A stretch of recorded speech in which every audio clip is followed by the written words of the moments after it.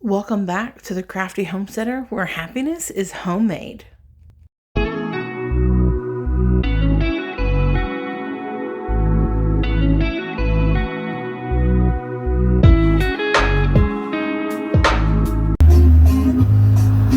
The other day, guys, we had some rotisserie chickens for dinner. We saved all the bones and I just put them in my crock pot. I've had them on cooking on low for about 24 hours. I just filled the pot with water, salt, pepper, any kind of seasons you would like to have in there, and I threw all the bones in there. So the next step, it smells so good. The next step is going to be to strain out all of the bones and the skins and things like that, and then we're going to jar it up in quart jars and pressure can it. The broth is still hot. You can see the steam coming off there. So since the broth is hot, you're going to want to make sure that you go ahead and turn your pressure canner, the heat on. I do have it on low or about medium so it can come up to pressure. I have my water, my rack already inside. We're going to be pressure canning quarts today. So pressure canning a quart is going to be for 25 minutes at 10 pounds of pressure. If you were doing pints, it would be 20 minutes at 10 pounds of pressure, at least for where I'm at. So I'm going to go ahead and start straining this and putting it into my jars. I will be using a funnel, my canning funnel inside of my jar. Then I'll put my sieve here. And then I'm just going to scoop it straight from the pot into this. You want to be careful because it is very hot.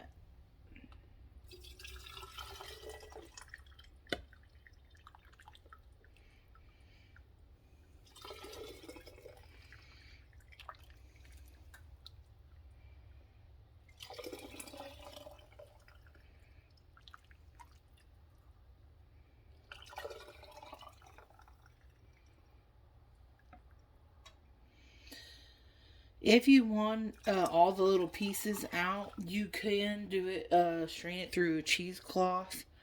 I'm just trying to make sure I have all the meat pieces out. Take this, dump it back in there. Set that to the side. We are doing to 1 inch headspace, so you want it to about right there around the lip. Set that one aside and keep going.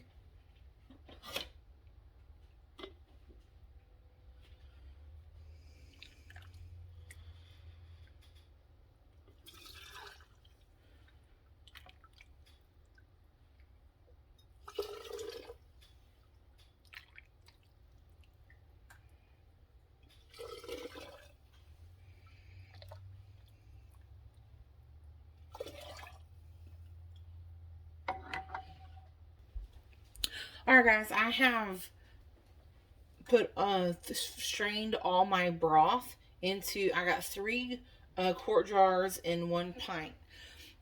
So the pints are different. You can do both sizes at one time. You just want to make sure that you go for the largest containers time. So what I'm going to do next is I'm going to wipe the rims with a paper towel and vinegar, and then we'll get them loaded into the canner.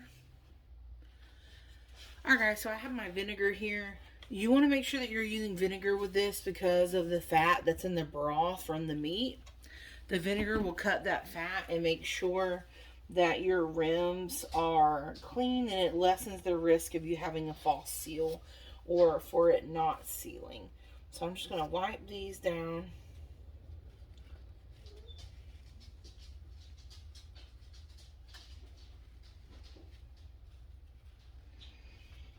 Going to put our lids and rings on. Remember that you're going to want to put your rings finger tight. When you put the ring on, when it starts to turn the jar, then that's tight enough.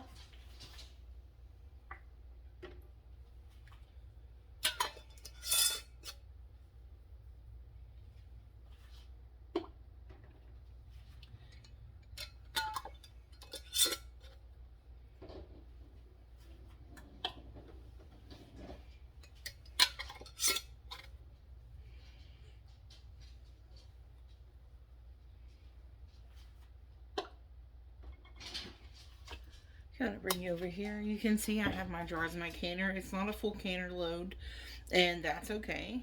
So what I'm going to do next, set you guys down. I have my lid. You're going to want to make sure that the nipple is loose, that you can see through the vent hole. Make sure nothing's clogging it up. You're going to line up your arrows on the sides. Put the lid down. Then you're going to turn it on. Okay. Now we're going to wait until this starts steaming. Once the vent starts steaming, we're going to set our timer for 10 minutes. Once we start seeing the steam come out here steadily, we'll set a timer for 10 minutes. Once the 10 minutes is up, we'll put the jiggler on, and then we'll start our time of 25 minutes. Now that our canners are going, let's talk about the leftovers. All right, so one idea that you can do with these is you can pull the bones out, okay? What's left of the bones. They're going to be really soft.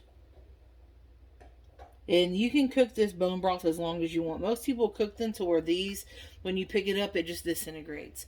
What I like to do is take the bones out now, put them in the dehydrator, and I'll dehydrate them. Then I'll break them down into a powder and stick it into my garden for blood meal or for bone meal. And I just throw it in my garden beds. It's a really good fertilizer. Our timer just went off, so I am going to put the jiggler on.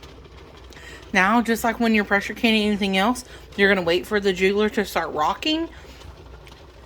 I'm going to turn my heat up just a little bit. It would have probably got to pressure a lot quicker if I would have had the heat turned up. After the timer of 25 minutes was up, I turned the heat off on the stove and left the canner alone. I let it come down from pressure. The nipple dropped and released all the pressure. That means that all the pressure was out. Then I took the lid off and let the canner set another 5 minutes before I pulled out my jars. The next day I checked my seals, washed my jars, and then stored them on my shelf.